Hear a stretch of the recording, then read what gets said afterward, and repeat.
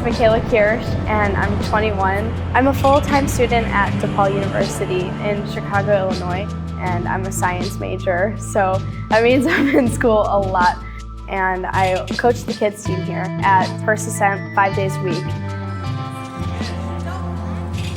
I only have a couple time slots throughout the week, and if I don't climb on Mondays at 2:30 exactly, then I can't climb again until Wednesday at 10 a.m. And then the Red, you have to drive 7 hours, and every weekend we just make this trek, this mindless drive to Kentucky, and we do every weekend without fail. I've never regretted it, not once. I've never said, should have stayed home. But if I don't send on the weekend, that Sunday drive is so long. And the anxiety builds, you know, it puts a lot of pressure on these tiny little 1.5 day windows that I get spotted throughout the season. But it's still possible to find time to train and find time to get psyched and motivated and get a goal and go climb and do it.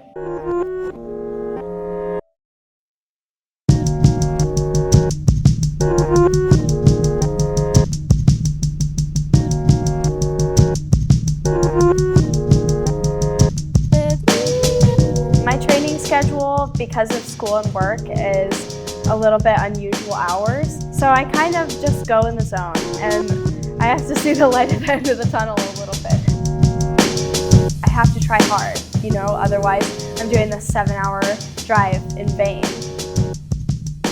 On Tuesdays and Thursdays, I do a lot of power workouts. I'll do hang boards, like hanging on small holds, or big campus pull-throughs. That's one of my weaknesses, these tiny little big muscle groups that I have here.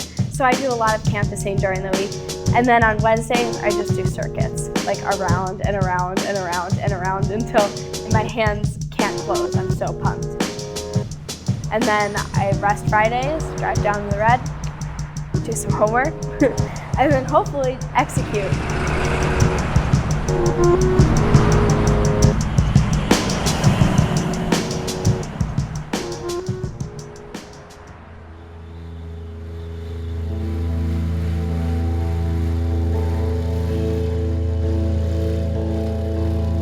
Part of the thing about the golden ticket, this big stigma, is that it's a guy's route.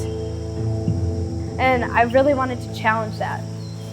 I had heard all these rumors, you know, like it's big moves, it's powerful, so-and-so can't do it. And I've always been the smallest kid in the class since I was little. I'm only 5'1", so I've been like this since I was in 6th or 7th grade, and I haven't grown at all. So in my climbing, I always feel like I have to overcompensate for moves. I'm always going a little bit harder or jumping a little bit bigger than everyone else. And I think in the long run, it's probably made me stronger, but a lot of times I have to get really creative with my beta to overcome those kinds of moves that other people do differently. So I went in with the expectation that it was going to be impossible. No! But the most important part about climbing that motivated me to keep pursuing different things in competition and strength and training is that there really is no limit. There's always another challenge, always something harder, and something that inevitably you won't be able to do. And for me, that is the most motivating thing.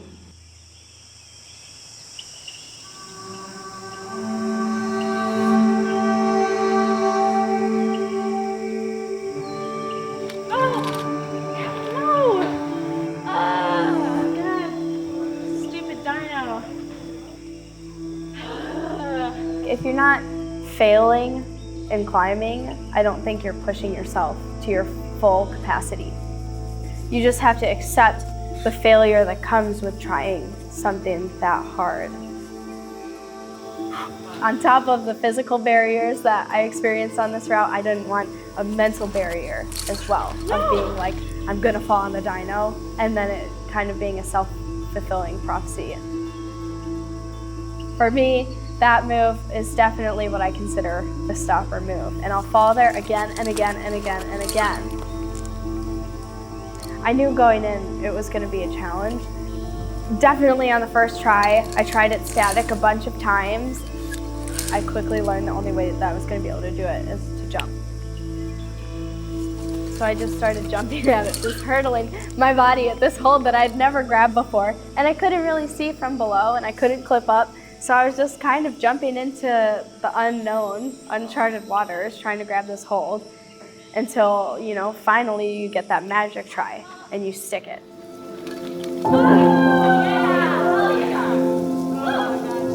And it was crazy, desperate, feet flying everywhere. And I clipped the next draw and was like, take, and I'm like, oh my God, how am I gonna do this? How am I gonna do this on point if 30 tries later I can barely get it now? What are the chances? With the ticket, it was never whether I was strong enough or not. I trained to be stronger, so maybe it would feel easier, but it was more about being exactly perfect when I hit every single one of those moves.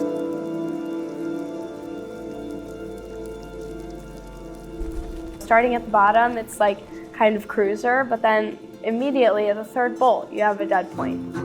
Number one weakness. And then you can kind of shake out for a while. And then the next sequence is like a V9 on tiny crimps, which I'm good at crimps, but it's hard for me because the last move is another dead point to a pocket, another precision move. And I hit that thing and it's 50-50 if I can do it or not. Usually on the first go, I'll fall because I'm not warmed up or whatever. So then if I stick that, I'm like, okay, cool, I get another little shake. And then the next sequence, 2 moves later, is a dead point with the other hand. You know, you're going up and it's like this tiny little intermediate to a slot. And that move, fall in there. I can fall there at any given moment because it's another precision weakness move. And then the next part is like 3 moves, and then you get another dead point to the jug before the dyno. And it's like, okay, another weakness of mine. So it's just back to back to back, testing me. And then you get this hold.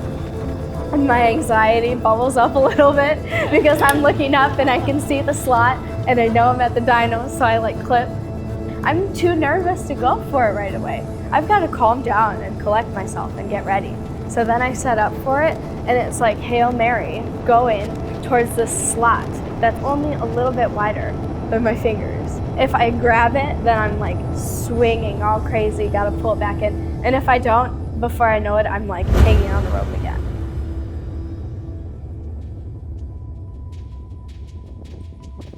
The next move onto the ramp is the crux.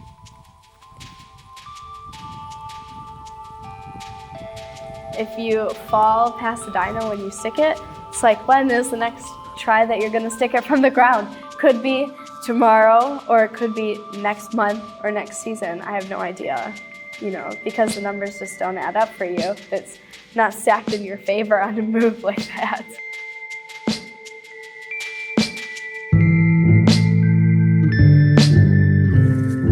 I'm trying something that's way above me. I'm trying to defeat this huge challenge. And the reason that I picked it is because it's a challenge.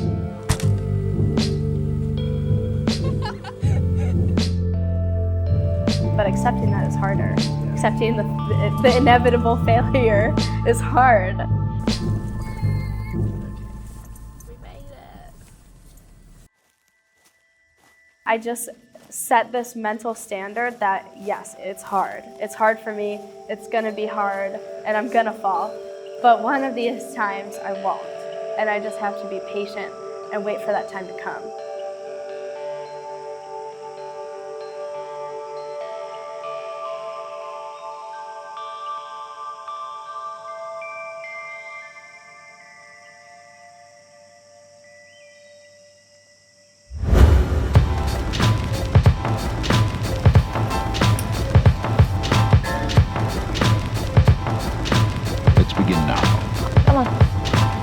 Yeah, so solid.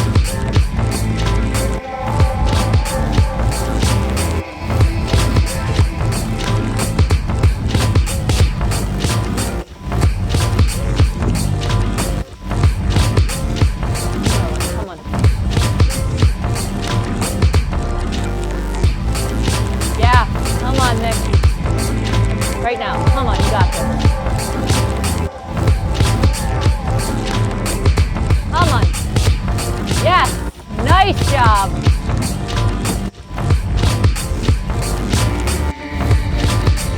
With you.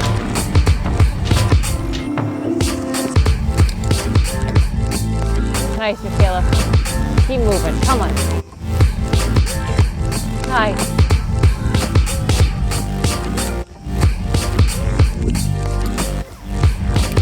With you.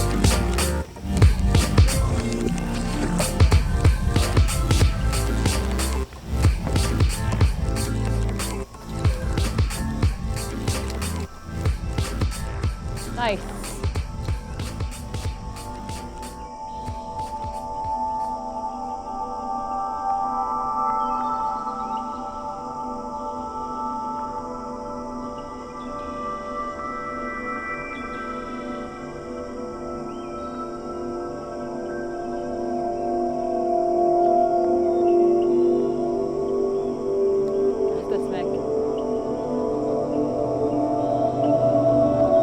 Come on.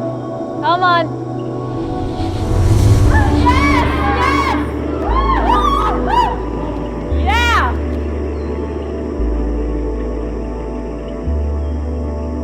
Relax. Don't rush this, Michaela. So good. I'm scared. Take all the time you need. You know this. This part's still hard.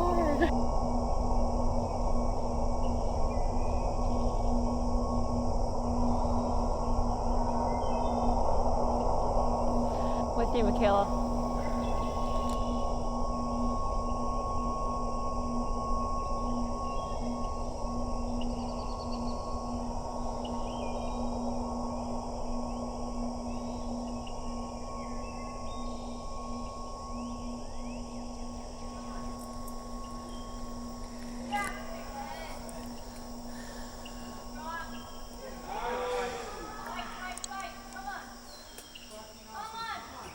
Come on, Michaela.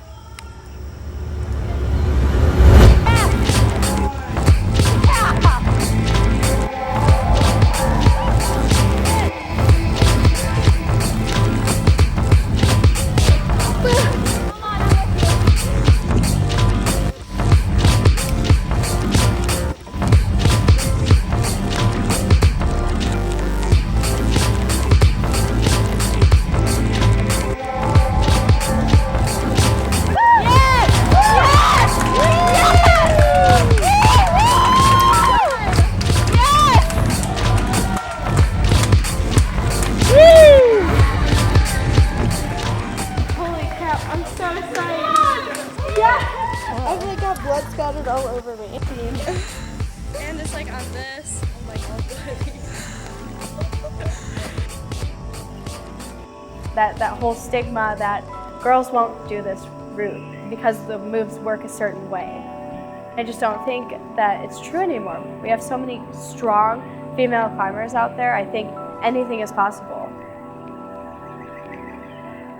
I don't think that there are really any barriers stopping anyone from doing something that they set their mind to, especially in climbing, if you make it a priority and if you want it bad enough.